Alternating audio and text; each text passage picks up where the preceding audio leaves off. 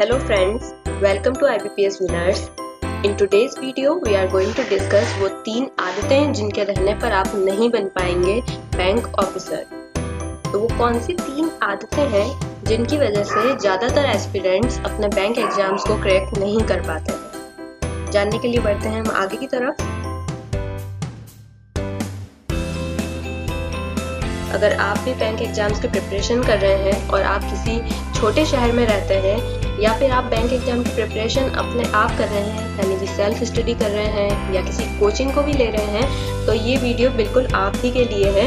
आपको उन आदतों का ध्यान रखना चाहिए जिनकी वजह से बैंक एग्जाम्स में सिलेक्शन के आपके चांसेस बढ़ते हैं even in your first attempt. जी हाँ, काफ़ी सारे कैंडिडेट्स बैंक एग्जाम्स को फर्स्ट अटेम्प्ट में भी क्लियर कर लेते हैं।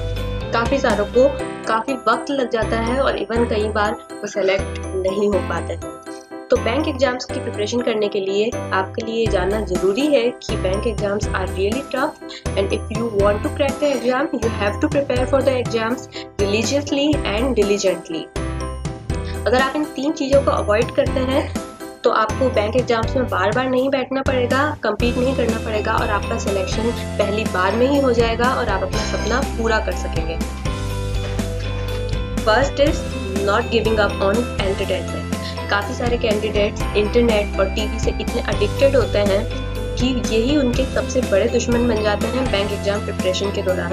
अगर आप इनको 2 या 3 घंटे इस्तेमाल में रहते हैं इंटरनेट, टीवी या कोई भी एंटरटेनमेंट का तरीका, तो वो सही है, आपके लिए एक परमिसिबल लिमिट में है। बट अगर आप इससे ज़्यादा वक्त अपना इन टाइम में अगर आप इससे ज़्यादा वक्त इसमें इन्वेस्ट कर रहे हैं तो आप गलत राह पर हैं। कोई भी कैंडिडेट आज तक के इतिहास में जिसने बैंक एग्जाम क्रैक किया हो उसने इंटरनेट पे अनरिलेटेड स्टफ पढ़कर बैंक एग्जाम क्लियर नहीं किया है।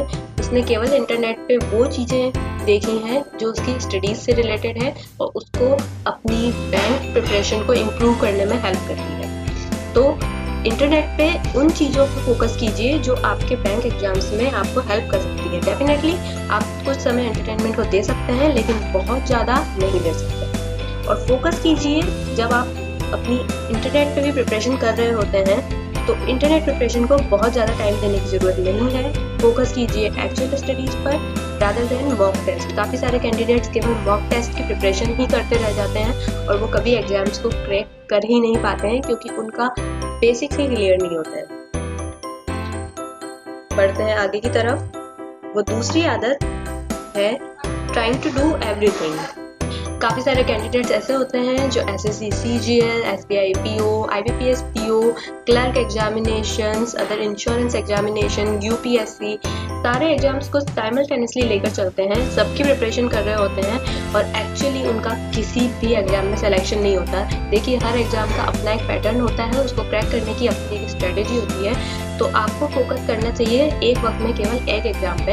अगर बैंक एग्जाम्स आपकी अल्टीमेट डेस्टिनेशन है तो आपको अपनी प्रिपरेशन की स्ट्रेटेजी बैंक एग्जाम्स के अकॉर्डिंग ही डिसाइड करनी चाहिए। डेफिनेटली बैकअप प्लान सब लोगों के होते हैं, तो आप 1 या 2 एग्जाम्स साथ में और लेके चल सकते हैं, लेकिन आपका प्राइमरी फोकस जो है केवल बैंक एग्जाम्स में होना चाहिए। दूसरी चीज़, काफ़ी सारे कैंडिडेट्स सारी बुक्स ले लेते हैं, 8-10 बुक्स से स्टडी करते हैं, जो कि बिल्कुल सही नहीं है। आपकी प्रिपरेशन केवल 3 या 4 बुक्स से होनी चाहिए। ये रिसर्च आपको एग्जाम में अपीयर होने से पहले करनी होगी कि कौन सी बुक्स हमारे फील्ड में सबसे बेस्ट हैं और उन्हीं की आप प्रिपरेशन करें, उन्हीं को लेकर आप आगे बढ़ें। वेबसाइट्स में आप ज़्यादा से ज़्यादा 1 या 2 ले सकते हैं, बुक्स में आप 3 या 4 ले सकते हैं, केवल उन्हीं से प्रिपरेशन कीजिए। बहुत सारी वेबसाइट्स, बहुत सारी बुक्स पे जाने की ज़रूरत नहीं है। थर्ड चीज़ है, अपने बेसिक्स मत भूलिए, प्रैक्टिस कीजिए। जो एक्चुअली आपको काम आएगी वो है प्रैक्टिस कीजिए और तब तक प्रैक्टिस कीजिए जब तक कि आपसे गलती होने की गुंजाइश ही ना बचे। फोर्थ चीज़ है, शॉर्टकट्स लीजिए, टिप्स और ट्रिक्स लीजिए। अगर आप वैदिक मैथ्स की तरफ जाते हैं तो ये अपने आप में एक बहुत बड़ा टॉपिक है। इसको कवर करने के लिए आपको 1 से 2 महीने चाहिए, उसमें परफेक्ट होने के लिए आपको 1 से 2 महीने चाहिए। तो वैदिक मैथ्स की तरफ जाने की बिल्कुल कोशिश मत कीजिए। केवल छोटी छोटी टिप्स और शॉर्टकट्स वो सीखिए जो बैंक एग्जाम्स के लिए ज़रूरी हैं और आप अपने लक्ष्य को जल्दी पा सकें। तीसरी वो आदत जिससे आपको बचना चाहिए वो है neglecting your mental and physical health. कोई भी कैंडिडेट एग्जाम को तभी क्रैक कर सकता है जब मेंटली और फिजिकली फिट होता है। सबसे बिगेस्ट फैक्टर जो वर्क करता है वो है मेंटल हेल्थ। 90% कैंडिडेट्स एग्जाम के एक दिन पहले भी उतने ही कॉन्फिडेंट, उतने ही चिल्ड आउट होते हैं जितने कि वो एग्जाम से 2 महीने पहले होते हैं। मेंटल हेल्थ बहुत ज़रूरी है। किसी भी कंपटीशन एग्जाम का पर्पज़ ही यही होता है कि वो आपका स्ट्रेस मैनेजमेंट लेवल और आपका एडवर्स सिचुएशन में रिएक्शन जज कर सके। इसी के लिए रीजनिंग सेक्शन आपके उसमें इन्वॉल्व होता है। तो आपको अपना मेंटल और फिजिकल हेल्थ का पूरा ध्यान रखना है।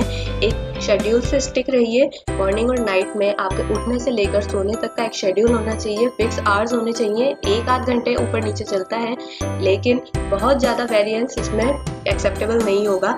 आप कैसे बीमार हो जाते हैं, कई सारे कैंडिडेट्स का हमने ये सुना है कि वो एग्जाम्स की इतनी अच्छी प्रिपरेशन करते हैं, लेकिन 1 या 2 दिन पहले वो इतने बीमार हो जाते हैं कि एग्जाम में परस्यू ही नहीं कर पाते हैं। इससे बुरा सपना किसी कैंडिडेट के लिए नहीं हो सकता है कि वो एग्जाम से 1 या 2 दिन पहले बीमार हो गए, एग्जाम में अपीयर नहीं हो सके। ये कैसे होता है?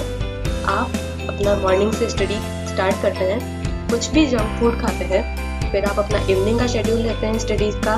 रात को आप जब सोने जाते हैं तो आप इंटरनेट का एक्सेसिव यूज़ करते हैं और 1 या 2 घंटे डिले कर देते हैं अपने सोने के शेड्यूल में। फिर आप मॉर्निंग में लेट उठते हैं, या फिर अगर आप जल्दी उठते हैं तो आप काफ़ी चिड़चिड़े से उठते हैं और फिर आपका पूरा दिन का शेड्यूल सफ़र करता है आपके ये 1-2 घंटे के डिले की वजह से।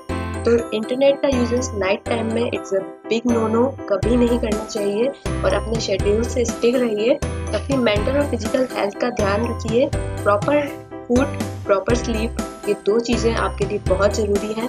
सारी वेबसाइट्स पे लिखा है, सब कहते हैं, लेकिन क्यों कहते हैं इसके पीछे ये रीज़न है कि अगर आप बहुत ज़्यादा अपने शेड्यूल में वेरिएंस करेंगे तो आपको खुद एंजाइटी होगी अपने एग्जाम्स के रिजल्ट को लेकर, which is not a good sign. आपकी मेंटल हेल्थ इससे डिस्टर्ब होगी, जो सबसे ज़रूरी है एग्जाम टाइम में। तो आई होप ये 3 टिप्स जानने के बाद आप इनको फॉलो करेंगे और अपनी एग्जाम प्रिपरेशन के लेवल को हायर करेंगे और इससे इम्प्रूव करने की कोशिश करेंगे। Magic tips work for winners, many bank exam winners, and I hope it will do for you as well. Thanks for watching the video. और वीडियोस देखने के लिए सब्सक्राइब कीजिए IBPS Winners चैनल को, which is your one-stop destination for all bank examinations, and keep watching us.